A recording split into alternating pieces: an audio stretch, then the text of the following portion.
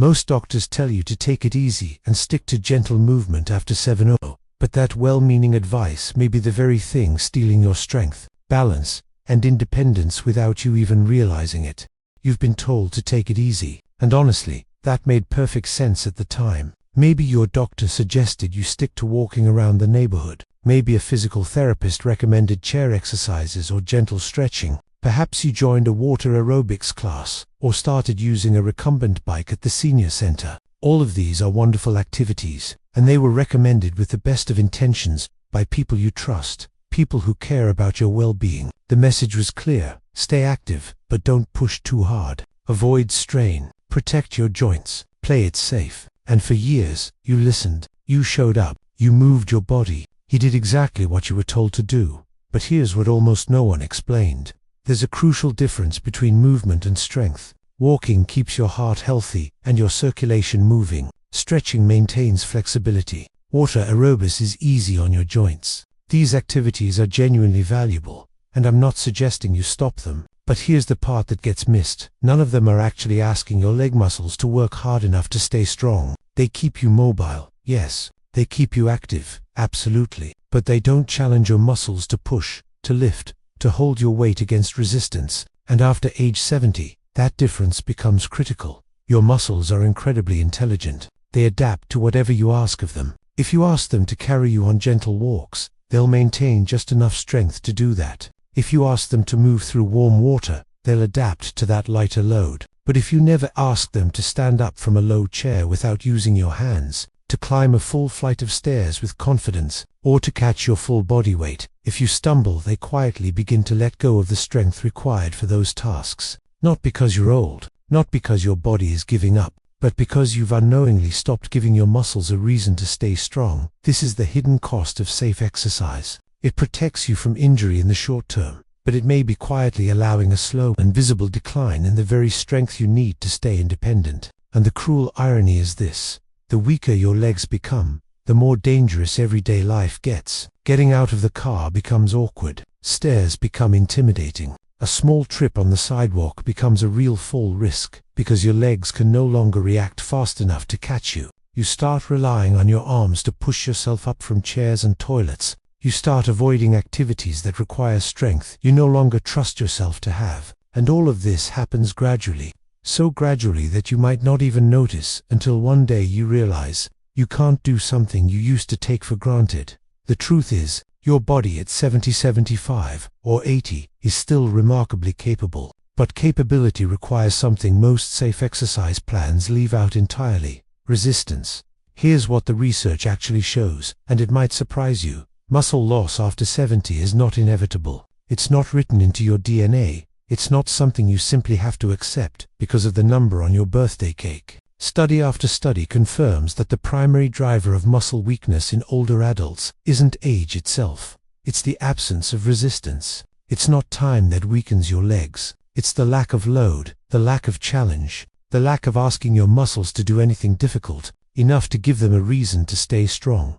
Researchers have found something remarkable when they study older adults who incorporate even light resistance training into their weekly routine. Adults over 70 who perform simple strength exercises just 2 to 3 times per week, nothing extreme, nothing that requires a gym membership or heavy equipment, can regain significant leg strength within 8 to 12 weeks. We're talking about measurable improvements: better balance, faster walking speed, greater confidence, standing up from a seated position, and perhaps most importantly, a reduction in fall risk by 30 to 40%. That's not a small number. That's the difference between living independently and living in fear of your own body. Now compare that to individuals who only walk or stretch. They maintain their cardiovascular health, which is valuable. Their joints stay mobile, which matters. But the research is clear: they continue to lose the specific type of muscle fiber responsible for quick, powerful movements.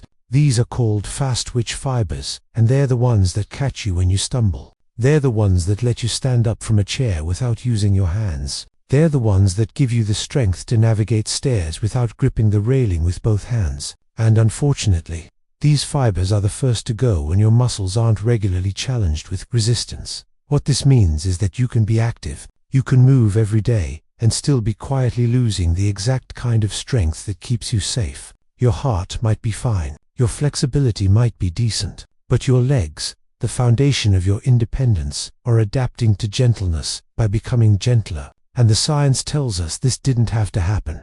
Your body at 75 or 80 is still fully capable of building strength, but it will only do so if you ask it to. Muscles respond to demand. If you demand nothing beyond light activity, they'll give you nothing beyond what light activity requires. But if you progressively ask a little more resistance, a little more effort, a little more challenge, they respond. They adapt. They grow stronger. This isn't theory. This is biology, and it works at any age.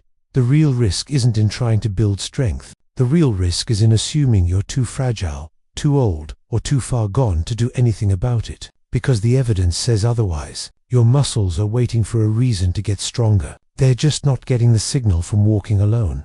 Let me paint a picture of what happens when leg strength quietly slips away.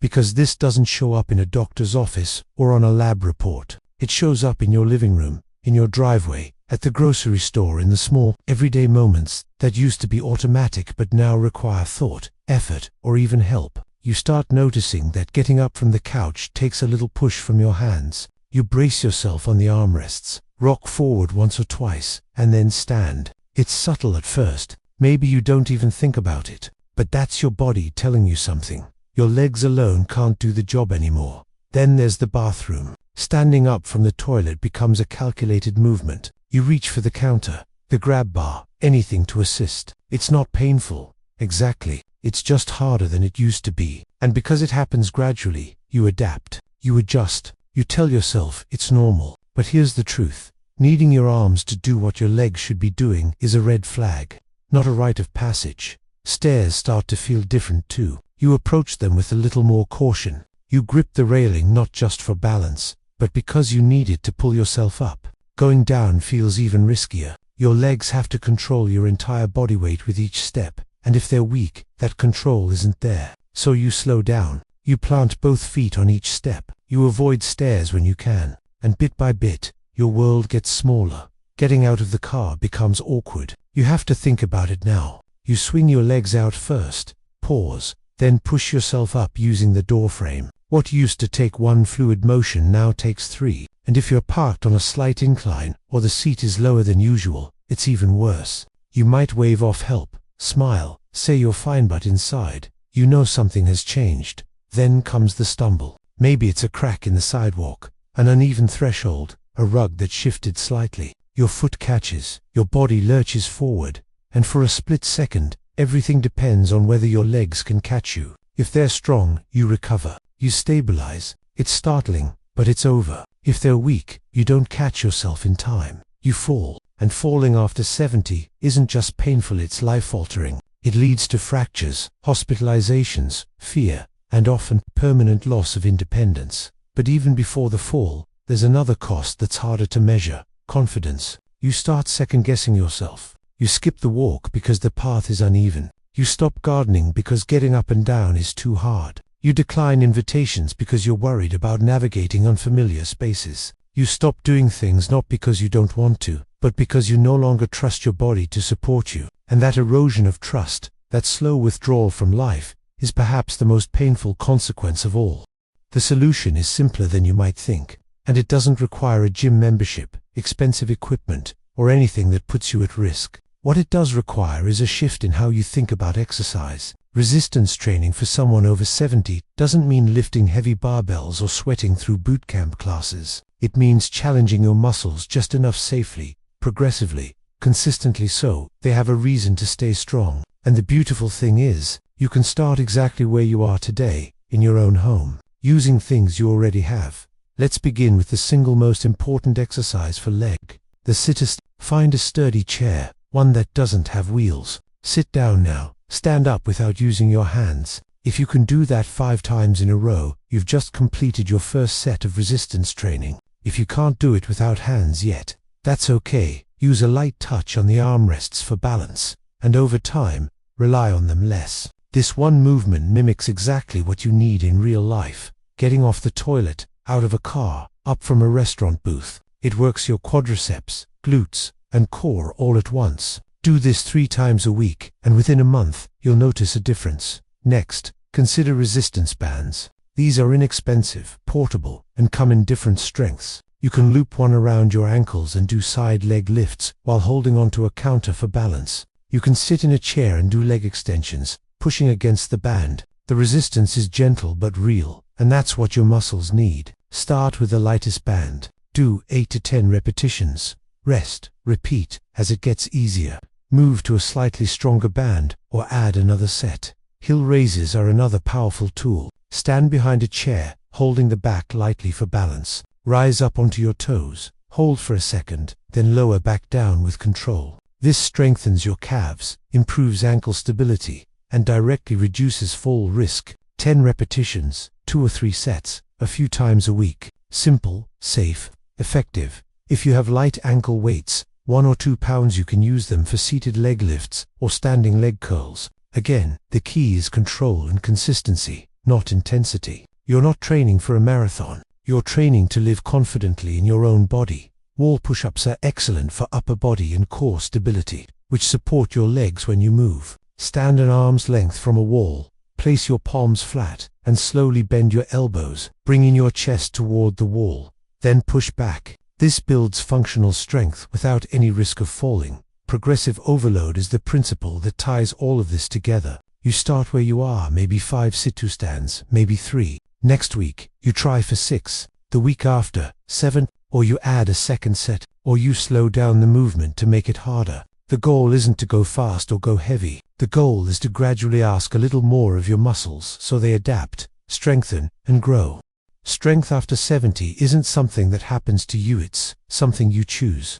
Week after week, movement by movement. And I want you to understand something important. You're not too old for this. You're not too far gone. You're not beyond the point where effort matters. In fact, you're at the exact age where building strength matters most. This isn't about fighting aging or pretending the years haven't passed. Aging will happen. Your hair will gray. Your skin will change. Birthdays will keep coming. But weakness is optional. Frailty is not inevitable. The loss of independence is not a foregone conclusion. These things happen when we stop asking our bodies to be strong, not because time itself demands it. What I'm asking you to consider is this. What if you approached the next chapter of your life, not with resignation, but with intention? What if you decided that 2 15-minute sessions each week were worth the ability to stand up confidently, to walk without fear, to carry your groceries, to get down on the floor and play with your grandchildren, and then get back up again without help? Because that's what's at stake here.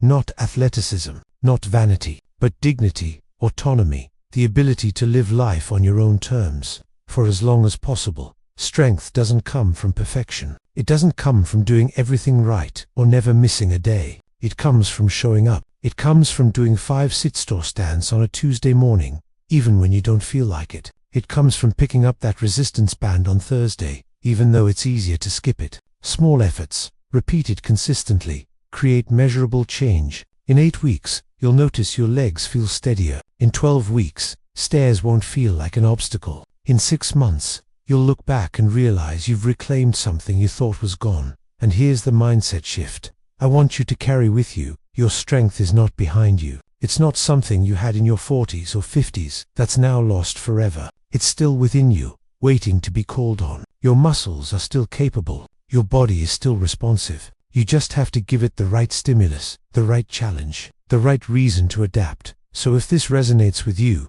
I'd like you to try something this week. Just one thing. Stand up from a chair without using your hands. Do it 5 times in a row. Notice how it feels. Notice where it's easy and where it's hard. That's your baseline. That's your starting point. And from there, you build, 1 rep at a time, 1 week at a time. If this message helped you see exercise differently, share it with a friend who might be navigating the same questions. And remember, you have more control over your strength than you've been led to believe. The choice to stay strong is yours, and it starts today.